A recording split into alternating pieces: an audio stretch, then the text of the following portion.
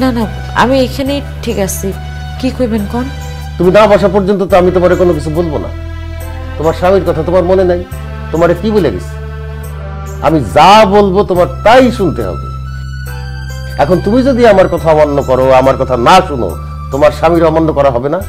তুমি না তার খুব ভালো বউ?